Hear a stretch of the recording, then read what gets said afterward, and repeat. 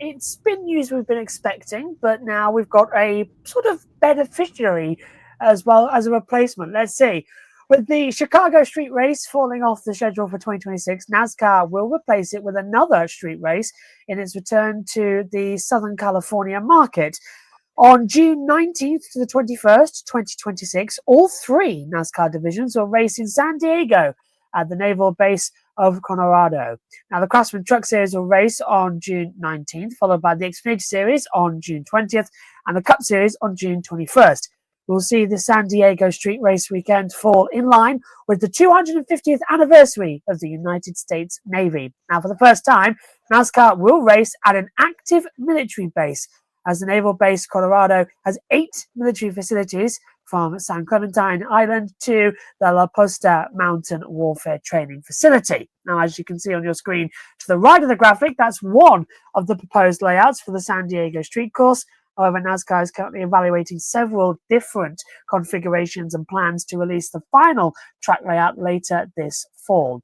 Now, just like they did for the Chicago Street Course, NASCAR is working closely with iRacing to build the track and getting feedback from drivers.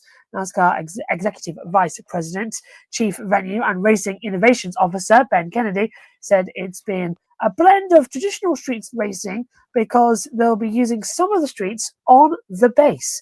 Now, in addition, they'll be driving by aircraft carriers onto the tarmac, possibly by some fighter jets, and back towards the entrance to the base. Kennedy added that the San Diego Street Course will be around 3 miles long and entirely on the naval base, so it won't be disruptive to the greater San Diego area. NASCAR is also partnering with a non-profit called Sports San Diego for operational and promotional support. Sports San Diego has a strong reputation for helping put on some successful sporting events such as the Super Bowl, the X Games, and the MLB All-Star Game, and more. Mark Neville, the CEO of Sports San Diego, said the event has significant and favorable impact on San Diego's tourism and hospitality industry and believes it's a huge win for the area. Amy Lupo will also serve as president of NASCAR San Diego, who played a key role in helping launch the Busch Light Clash at the Los Angeles Memorial Coliseum. Tried to remove the memorial there, my brain.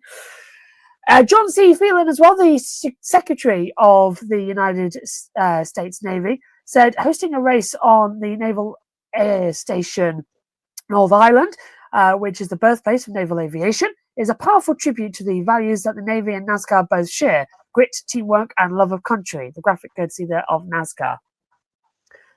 Well, an active military airbase. That's something you don't see every day.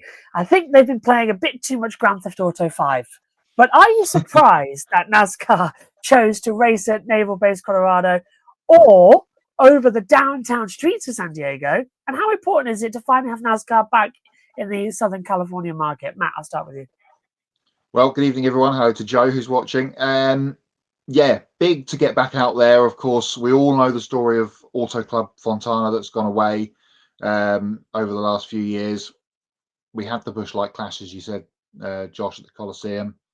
And now we're going to have, in an anniversary year, fighter jets, battleships, NASCAR, America, yeah, from etc. It's going to be full Stars and Stripes, Spangled Banner, etc., isn't it? It's going to be the full everything for that weekend. And we've got all three series coming to do their thing. So going to be fun. As you said, we don't know what the layout's going to be. That's to be determined, I guess, between now and Christmas, as with what we've heard today. Denver, good evening to you, says San Diego Naval Base looks like Cleveland 2.0. Yeah, that wasn't one of my first thoughts is going back to this. As I was just talking to the guys before we went on the air, I've just watched an IndyCar race from Edmonton at the airport, so I'm fully in with the airport vibes going into this one. I mean, it should be an absolute spectacular show, but maybe the NASCAR rain will come in and spoil it. Let's not hope for that. It's San Diego. It never rains there. I'm just excited for it. It's a shame that Chicago's disappeared off, especially being a Shane Van Gisbergen stan, as I am. But he'll have another racetrack to go and add to his checklist, I guess. Over there, on the West Coast. But it's going to be cool. Looking forward to seeing what happens with it. All the promos that have come out from NASCAR today, with the videos and all the news and bits and pieces, promoting it up to the hill. You're going to hear all about it over the broadcast at Indianapolis this weekend, which is a shame for Indianapolis. But yeah, really excited for this one, and it should be a great show. Yeah, frankly, Matt, I'm not entirely sure why you guys brought me in here. I don't really know that much about San Diego. No, how exciting is this for a place that I called home for 4 years and is my backyard to now be the home for a NASCAR Cup Series street race? And we were talking about this being one of the finalists alongside Pittsburgh, and it was that Southern California need for not a want, but a need for NASCAR that had to be filled, right? Fontana is going nowhere, at least for the near future.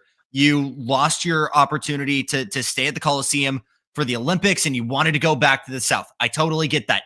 You made your intentions very, very clear. Spring of last year, when you tried buying out Long Beach from IndyCar. So your solution to go and build your own just a couple hours south, I think, is a phenomenal move. Logistically, I actually really think this does make sense, Josh, because this is one of the most crowded cities in North America, about almost 7,000 people per square mile, especially in that downtown area where you really want to have people. And you've got Petco Park. We don't know what the Major League Baseball schedule is going to be like. That's right next door. You've got the Convention Center, which is seemingly always hosting something massive, whether it's Comic-Con, Anime Expo South, something like that. So there's so much going on. And, the more I was looking at potential mock-ups from fans, from journalists, it seemed like the most realistic place was either going to be San Diego International Airport, which I can tell you right now was not going to happen, or making that move over to Coronado. And honestly, it makes too much sense to not do that. I think I had some people talking about the Silver Strand on Imperial Beach, maybe to try and do a Daytona Beach style throwback. And I'm not totally throwing that out of the picture. I think that would be absolutely phenomenal.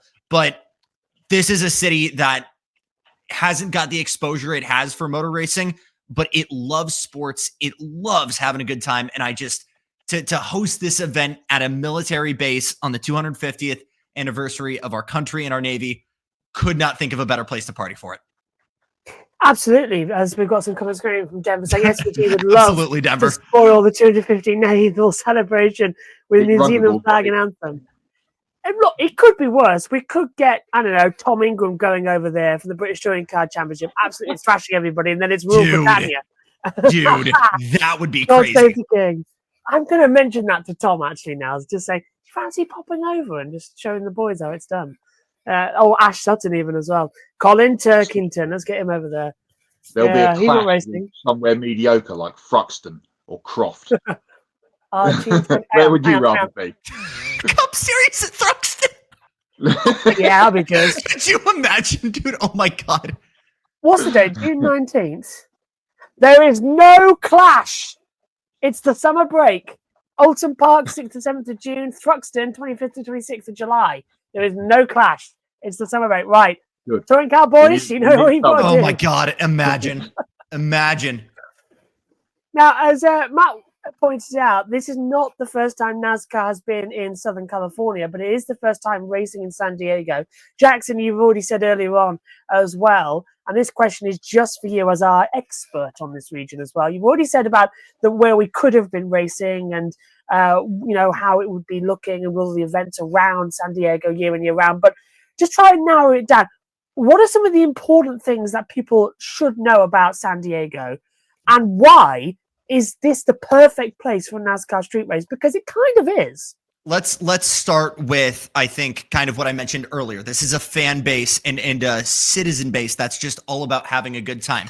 You go and put on a big event and promote it enough with enough presence, people are going to go. And we see that already, by the way, with motorsports. Supercross has called California home, called San Diego home since 1980. First at Qualcomm Stadium, now with that torn down, has been consistently at Snapdragon. This is a city where we've got some big drivers who have called it home. I think for active drivers still kind of on the up and up, Sheldon Creed was actually one of my cousin's neighbors, which is a fun fact for you. But Jimmy Johnson from El Cajon, neighboring city to San Diego. I think you're going to get a huge crowd, not just from San Diego, but neighboring counties, the Inland Empire. I think a lot of people from LA and in Orange County are going to make that trek down as well. But you look at our two finalists, Pittsburgh and San Diego. I think you've got that tourist attraction to kind of make this a whole vacation or a trip out of.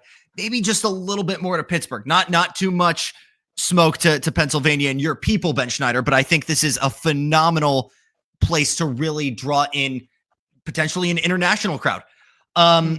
There's a couple places that would come up as a finalist for me. I think instantly a lot of people were thinking potentially a return to Del Mar Fairgrounds. That's where we saw IMSA and GTP run in late 80s, early 90s. But again, I think Coronado is perfect. It's logistically close enough to downtown. It's literally just across the Coronado Bay Bridge. And by the way, we call it Coronado Island, but it's technically a peninsula. So going to be a lot of traffic, I would imagine, if you're doing just the bridge, but you are able to, there are numerous ways to get in and out of there.